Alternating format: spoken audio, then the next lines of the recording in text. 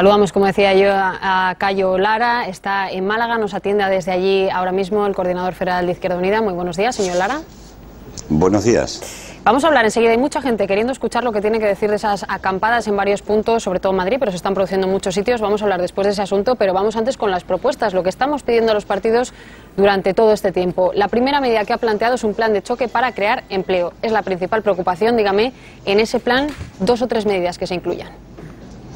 Bueno, la primera medida es que un plan de empleo para los trabajadores y trabajadoras que no tienen subsidio en este momento y están desempleados, que están en el abismo. La segunda es un plan de reforma de vivienda en España que podía resolver un problema importante incorporando además la climatización y las placas solares en la vivienda, subvencionado por el Estado en una parte, que podía crear 700.000 puestos de trabajo. Y además otro plan de creación de empleo público en escuelas infantiles, que se podían crear 30.000 puestos de trabajo en concreto, más 20.000 puestos directos en la ley de dependencia, que no la queremos simplemente con una ayuda, sino a generar empleo tal como planteaba el libro blanco, que planteaba crear 300.000 puestos de trabajo. Eso serían 3 medidas de choque inmediatas que se deberían aplicar. Antes de entrar al asunto de la vivienda y a otras de las propuestas que ha mencionado, en concreto con este plan de choque para fomentar el empleo, ¿de dónde vendría ese dinero para poder aplicar de mejor manera la ley de dependencia o esas otras plazas públicas de las que hablaba? Ahora mismo, ¿de dónde se sacaría el dinero, según Izquierda Unida? De la lucha contra el fraude fiscal que el Gobierno debería haber emprendido hace mucho tiempo, simplemente cumpliendo la ley en España. 1 de cada 4 euros no paga impuestos en nuestro país. Hay un agujero en las arcas de la hacienda pública de 75.000 millones de euros que, si todo el mundo pagara los impuestos en España, no cabe duda que no se produciría y habría esos ingresos en las arcas, insisto, de la hacienda pública, con una reforma fiscal progresiva para que pague más quien más gana y quien más tiene. De esa manera se podían conseguir recursos de manera inmediata, no solo para abordar este plan de choque contra el desempleo que planteamos en nuestro país, sino para recortar el déficit también y hacer políticas de inversión activa por parte del Estado para que hoy sea locomotora de la economía la inversión pública y además generar políticas activas de empleo directamente por el Gobierno, en lugar de reducir lo que es la oferta pública de empleo, que de cada 10 plazas que se jubilan solamente se cubre una por parte del Estado. Hay recursos suficientes en los beneficios que están obteniendo cada vez más las grandes empresas multinacionales en nuestro país, las empresas del IBEX, y que además siguen defraudando, por decirlo de alguna manera, porque siguen operando el 83% de las empresas del IBEX en los paraísos fiscales que deberían estar suprimidos ya. Nos dice de dónde sacarían ese dinero. ¿Tienen cuantificado, supongo, cuánto costaría ese plan de choque para el empleo? ¿Cuánto valdría ahora mismo ese plan? Sí, en este momento nosotros calculamos que con aproximadamente 20.000 millones de euros se podría abordar este primer plan de choque contra el desempleo, tanto en lo que tiene que ver en la contratación temporal, por supuesto, de los trabajadores que están parados en este momento y que no tienen subsidio, como en el plan de reforma de vivienda, que proponemos que el Gobierno ponga 5.000 millones encima de la mesa de subvención y 15.000 saldrían de los recursos privados, como en el plan en concreto de las escuelas infantiles y la ley de dependencia. Todo este conjunto de recursos no llegaría a la cifra de los 20.000 millones de euros. Nos ha hablado también de ese plan de la vivienda, esa segunda medida que ustedes proponen. ¿Dónde se marcarían las líneas rojas? Porque la construcción, que dio mucho empleo en este país, también después ha producido mucho paro. ¿Dónde se evitaría que se produzca una nueva burbuja en ese plan de vivienda?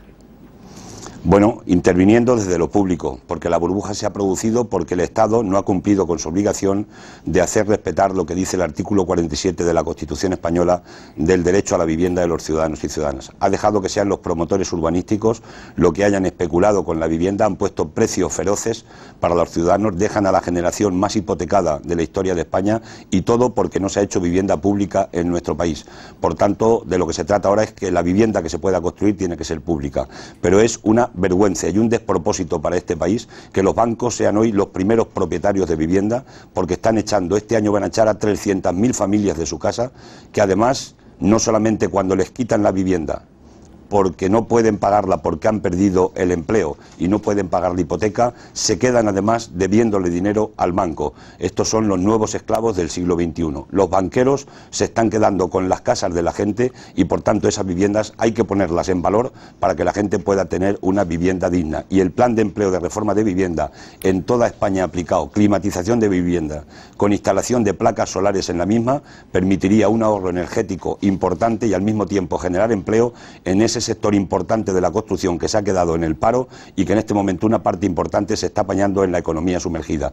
Afloraría todo ese trabajo negro, se convertiría en blanco y esos 700.000 puestos de trabajo generarían un polo de riqueza muy importante que haría mover a las empresas que están alrededor del sector de la construcción. ¿La alternativa ahora mismo con el asunto que usted comentaba de los bancos y los créditos es una banca pública? Sí, una banca pública sin ningún tipo de duda. Ya hemos tenido banca pública en España. Si hoy tuviéramos una banca pública, en lugar de privatizar las cajas de ahorro, como han acordado entre el PP y el PSOE, no cabe ninguna duda de que podría haber crédito para la pequeña y mediana empresa y los autónomos. No hay que olvidar que la pequeña empresa es la que crea el 90% del empleo en nuestro país, y además dinero suficiente con la banca pública para poder abordar el nuevo modelo de desarrollo productivo, que no sea un modelo especulativo como el que hemos tenido con los pelotazos urbanísticos. Eso es fundamental para que se pueda hacer, pero para eso también hay que conseguir que tengamos una democracia de calidad en nuestro país, una democracia real como está reivindicando la gente que está en la Puerta del Sol, y en definitiva que no se esté de alguna manera manipulando, que no se esté robando una parte de la democracia importante a la soberanía, a una parte de la soberanía popular en nuestro país. Dígame, ¿de dónde se sacarían los recursos también para esa banca pública? Bueno, los recursos están. Es que los recursos de las cajas de ahorro van a pasar, lo que pasa es que los van a manejar los bancos. Los recursos están ahí. De cualquier forma, hay un problema importante en el país, y es que toda la política especulativa que han seguido los banqueros, que además desgraciadamente han seguido determinados gestores de las cajas de ahorros que no deberían haber jugado a la política especulativa, y hemos visto como algunas cajas han caído, como la Caja de Castilla-La Mancha, otras están con dificultades serias, pero que de alguna manera las está salvando el Estado y se está salvando con recursos públicos como se ha salvado a la banca.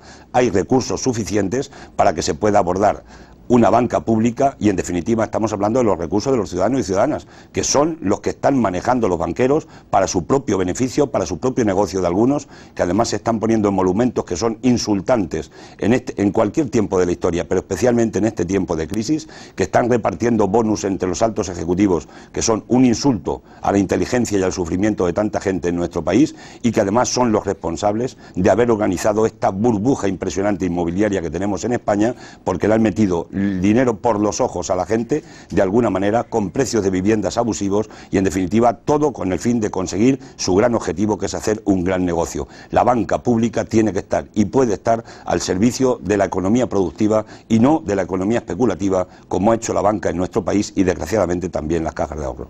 Entonces estamos hablando de que esa banca pública se nutriría de los recursos de las cajas, pero también de las deudas, entiendo, tal y como están algunas de ellas. De las deudas. No, las deudas ya ahora mismo se están absorbiendo por parte del Estado, está ayudando con el FROB, la salida que tienen en este momento, la situación que tienen de deuda las cajas, o que pueden tener de impagados, que pueden tener de morosidad. Es que han dado créditos que la gente no está pagando en este momento, especialmente los grandes promotores, han hecho operaciones de riesgo impresionantes, no ha tenido control por parte del Banco de España, que deberían haber cuidado y haber controlado que no se producieran esas inversiones improductivas y especulativas por parte de las entidades de ahorro, y nos han conducido a la situación que tenemos en este momento. Eso es de lo que se trata, de lo que hay que invertir, y mientras no se invierta este proceso, seguiremos en la misma dinámica. Además, hemos llegado a que la democracia esté secuestrada por los especuladores financieros, por los poderes. ¿Quién nos iba a decir a nosotros que no iba a ser el gobierno el que iba a tomar las decisiones soberanamente, sino que además el gobierno iba a poner al país y a la democracia de rodillas ante el poder financiero y ante los responsables del fiasco que se ha organizado? Y que además, ¿quién nos iba a decir que se iba a cargar la crisis contra los que no son responsables de la crisis, los trabajadores y las trabajadoras, los trabajadores públicos, y que los que son responsables de la crisis no se iba a adoptar ni una sola medida por parte del gobierno frente a los banqueros, los poderosos, los del fiasco, para que contribuyan a esa crisis que ellos mismos han creado? La verdad es que parece que estamos en un mundo al revés. Una cosa más de las propuestas. Hablan de una reforma fiscal progresiva. Pónganos dos ejemplos. ¿A qué se refiere? Nos estamos refiriendo a que en este momento en España pagan más impuestos las rentas del trabajo y los consumidores por la vía del IVA que los beneficios del capital. Ahí están las cuentas concretas de las cuentas del Estado. Nunca pagaron tampoco los beneficios del capital en España de impuestos y nunca pagaron tanto las rentas del trabajo y los consumidores por la parte de los impuestos. Una reforma fiscal progresiva quiere decir que hay que recuperar el impuesto de sociedades donde estaba en España hace 20 años. No estamos planteando ni siquiera una cosa de futurología, sino como estaba el impuesto de sociedades hace 20 años en España. Y estamos planteando que las rentas del trabajo tienen que pagar en el tipo marginal con un tipo más alto, que en España llegaron a estar al 56% en tiempos anteriores. De esta manera, los que tienen más renta y los que tienen más beneficios son los que tienen que aportar recursos a la hacienda pública para que podamos dar una salida social a la crisis. Y además hay que acabar con esta cultura que parece que todo vale, donde no se ruboriza a nadie en este país y donde no se adopta ninguna medida por parte del gobierno de que el 83% de las empresas del IBEX, las grandes empresas en España, estén operando en paraísos opacos fiscales. En definitiva, están eludiendo impuestos para las arcas de las haciendas públicas de los estados, que en definitiva es robar dinero, por decirlo muy claro, a recursos para la sanidad, para la educación, para el empleo público, para las pensiones y, en definitiva, para lo que necesita la ciudadanía. No están cumpliendo la ley y el gobierno no les está haciendo cumplir la ley. No sé si ha podido escuchar unas declaraciones de Angela Merkel que hemos comentado al arranque de este programa. Anoche, en un acto, podríamos decir, político o electoral, habló de unificar en toda la Unión Europea la edad de jubilación y también habló de las vacaciones en otros países. Dígame, ¿qué le parecen esas declaraciones? Y si un gobierno de cualquier signo político, incluye Izquierda Unida, podría evitar decisiones como las que se están tomando ahora mismo en Europa. Bien, en Europa han tomado la decisión de poner las democracias también de rodillas ante los mercados y el neoliberalismo. Más mercado y menos Estado. La socialdemocracia ha renunciado a los principios mínimos de la socialdemocracia. Si hoy Olof Palme levantara la cabeza, se moriría de vergüenza con ver lo que están haciendo los llamados partidos socialistas de Europa y aquí en España. Angela Merkel lo que lleva es su hoja de ruta. Está al servicio de las grandes multinacionales, de sus grandes bancos, que son los que, por cierto, ha ido Rajoy a garantizarle de que no tenga ningún tipo de problema, porque van a conseguir que le paguen las deudas y además los intereses sin ningún tipo de problema, y continuará con los recortes. La política de recortes es el mayor ataque que hemos conocido al estado de bienestar en Europa y en España desde el periodo de la transición democrática en nuestro país. Se está atacando lo público más que nunca y Angela Merkel está en esa línea, y ahora quieren ir a por las pensiones porque quieren que los bancos, la gente, nos vayamos a contratar fondos privados de pensiones con los bancos para que continúen haciendo el negocio. No es necesario que se aumente la edad de jubilación y no es necesario que se aumente el periodo mínimo de cálculo de pensiones, y aquí en concreto en España, porque hay recursos suficientes en la seguridad social para que eso no se tenga que producir. Es una operación para favorecer precisamente estas políticas neoliberales y en concreto aquí a la banca española y por supuesto a la banca europea. Esas son las pretensiones de Angela Merkel, que se ha subido al carro de las políticas neoliberales contra lo público y contra el estado del bienestar, reitero, que se está atacando más que nunca en toda la historia de la democracia. Eso solo se puede contrarrestar con más democracia, con democracia real, donde sea realmente la soberanía popular, el pueblo, el que se empodere en el poder, por decirlo y valga la redundancia, retome las riendas de la soberanía popular y de la democracia y desde luego en todo caso ponga de rodillas a esos grandes poderes financieros, a esos especuladores que son los que tienen que estar al servicio de la democracia y no la democracia al servicio de esos especuladores que no tienen punto final, que tienen una ambición tan desmedida que son incapaces de poderse encortar. ¿Dónde ha quedado la refundación del capitalismo? Ha mencionado dos veces ya ese lema de las acampadas, de esas manifestaciones que hay desde el día 15. Voy a entrar a ese tema enseguida, pero a veces se les critica de hablar como si fuera una utopía, ya que Izquierda Unida, por lo menos en el Gobierno central de momento, no tiene posibilidad de acceso. Pero si pensáramos que fuera una realidad, imagino que también ustedes luchan por eso, ¿cómo evitarían, qué manera de insumisión habría para no entrar en las políticas que se están haciendo en Europa? Si estuviera en el Gobierno central, ¿cómo evitaría decisiones que están tomando todos los países de nuestro entorno? Bien, es que negamos la mayor. Es que las decisiones que se están adoptando es en función de unas políticas determinadas. Es una política neoliberal que nosotros estamos rechazando. Lo que estamos diciendo es que hay que aplicar políticas de izquierdas en nuestro país y para eso el pueblo tiene que que retomar la democracia en sus manos.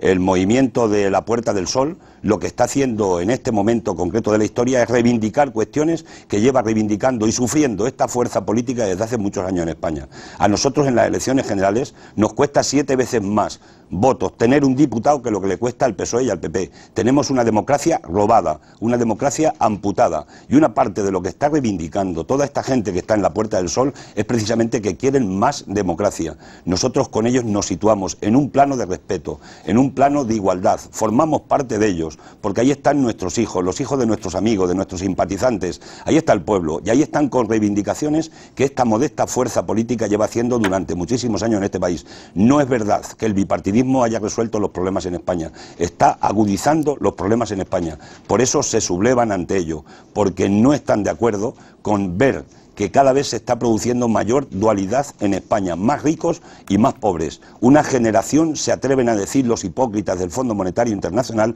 una generación sin futuro. Pero si son ellos los responsables de haber dejado una generación sin futuro, esto es lo que hay que luchar, porque esa gente quiere tener futuro. Por eso quiere participar activamente en democracia, quiere rescatar la democracia. Por eso se están rebelando, por eso se están indignando, por eso quieren recuperar su dignidad. Y en ese sentido nosotros vamos a estar con ellos en pie de igualdad, porque formamos parte de ellos, porque tenemos que rescatar la democracia para este país, porque estamos hartos de que sean los poderosos, los banqueros, esos que se van a hoteles que pagan $3.000 por una noche estar en una habitación de un hotel. Esos son los responsables del fiasco y de la desafección que se está produciendo entre la ciudadanía, y frente a eso es ante lo que nos tenemos de alguna manera que impostar los ciudadanos y las ciudadanas. Mire que se me va usted a sol y todavía no he llegado yo a ese tema. Quería preguntarle, antes ha sido muy duro con el Partido Popular, pero también muy duro con las políticas que está llevando a cabo el Partido Socialista. ¿Pueden conseguir gobiernos el Partido Socialista, y ahora le voy a preguntar si también el Partido Popular, con su ayuda? Porque pueden ser llave en muchos sitios, Sevilla, Extremadura, Castilla-La Mancha, Barcelona, hay muchos sitios donde ustedes pueden ser llave de gobierno. ¿Les va a dar igual uno que otro, como están diciendo que las políticas son las mismas? ¿Van a inclinarse más, como en otras ocasiones, por el Partido Socialista? ¿No van a pactar con nadie? Dígame, ¿qué van a hacer? Bien, nosotros tenemos acordado en nuestros órganos, máximo órgano de la organización, el Consejo Político Federal, que no permitiremos ni por acción ni por abstención el que haya gobierno del Partido Popular en ninguna parte de las comunidades autónomas o de los ayuntamientos de España. Es una decisión firme. Somos los que paramos a la derecha, pero también somos los que paramos a las políticas de derecha. El día después del 22 de mayo veremos qué se hace, con acuerdos sí o acuerdos no, con otras fuerzas políticas. Lo que nosotros, en concreto, el único compromiso que tenemos en este momento es nuestro programa, el que hemos elaborado de manera participada, con asociaciones, con movimientos sindicales, con la ciudadanía. Ese es el único compromiso que tenemos con la ciudadanía, que es un contrato que tenemos establecido para cumplir aquello con lo que nos hemos comprometido, porque eso también va a ayudar a que se recupere la democracia y que la gente empiece a tener más fe en una democracia más real en nuestro país. Ese es nuestro único compromiso, a eso nos debemos, y eso es lo que vamos a hacer después del día 22 de mayo. Hablemos de esas acampadas y también de ese 15 de mayo, de lo que ha pasado desde este domingo. Hay quien piensa que los políticos, y voy en concreto a su caso, están intentando ustedes acaparar un mensaje que no es de los políticos, que es de los ciudadanos, jóvenes y no tan jóvenes, y que ustedes lo están intentando. Ahora mismo en directo algunos están mandando por Twitter diciendo que ellos no están con ningún partido político. ¿Qué tiene que decir? Nosotros respetamos profundamente la soberanía y la pluralidad que tiene todo ese movimiento. Yo también soy un ciudadano.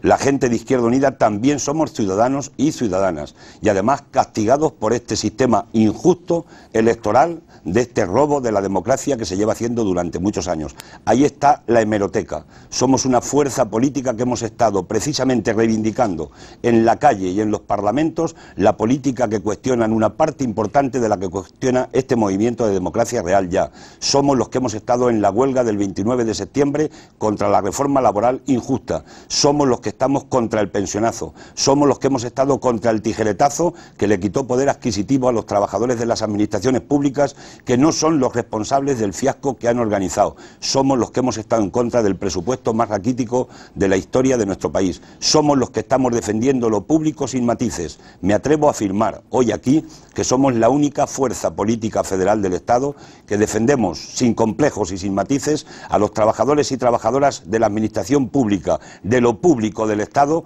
que es el garante de que podemos tener servicios de calidad en nuestro país para la inmensa mayoría de los ciudadanos y ciudadanas, y eso es lo que se quiere encargar el Partido Popular, pero que también se está cargando el Partido Socialista, desgraciadamente. Por tanto, ese movimiento de democracia real ya no vamos a ir a intentar liderarlo ni manipularlo, vamos a ser de igual a igual con todos ellos, porque formamos parte de ellos, lo he dicho antes, de nuestros hijos, nuestras hijas, nuestros amigos, formamos parte de ellos y por tanto, con pleno respeto a ese pluralismo, nosotros vamos a ayudar a aportar nuestro grano de arena y además ahí está la hemeroteca para que se pueda demostrar que lo que estamos diciendo hoy lo estamos diciendo hace mucho tiempo y lo estamos luchando también en la calle.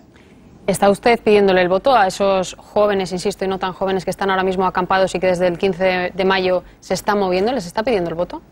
No, yo les estoy pidiendo un voto de rebeldía, un voto de indignación, un voto de dignidad, un voto serio, pensante, reflexivo. Les estoy pidiendo que voten en conciencia, que piensen, que voten a quien quieran, pero que piensen en este caso concreto. Y evidentemente nosotros entendemos que si están contra el bipartidismo, porque lo están, si el bipartidismo es injusto en nuestro país, si han identificado el bipartidismo con la corrupción y también con el poder financiero de unos cuantos y los abusos de los banqueros y los especuladores financieros, si quieren más democracia, que nosotros la estamos reivindicando, nosotros modestamente les decimos que aquí estamos, que queremos transformar también con ellos, con los que quieran de ellos, la sociedad, que no nos va a temblar el pulso, que vamos a continuar en esa línea y que con todo el respeto del mundo le pedimos que esa indignación, que esa rebeldía, que esa dignidad que piden, pues lógicamente la tienen que hacer valer en las urnas. Y especialmente les pedimos a los que piensan abstenerse que así no castigan a ningún sistema, que así no castigan a los poderosos, que así no castigan al bipartidismo. Repito, son gente que piensa, son gente que sabe, son gente que está instruida, son gente que no son analfabetos políticos, son ya mayores de edad y evidentemente saben lo que tienen que hacer en este momento. Y nosotros aquí estamos modestamente para decirles que con ellos, con los que quieran de ellos, queremos seguir construyendo un futuro distinto al que tenemos en este momento de desesperanza en nuestro país. Bueno, y son gente que está escuchando también sus palabras desde los teléfonos móviles y muchas otras formas de escuchar y de ver los desayunos. Le agradecemos mucho a Cayo Lara que nos haya atendido hoy desde Málaga, que tenga suerte también en estas elecciones. Gracias a ustedes por entrevistarnos. Muchas gracias. Bueno, aquí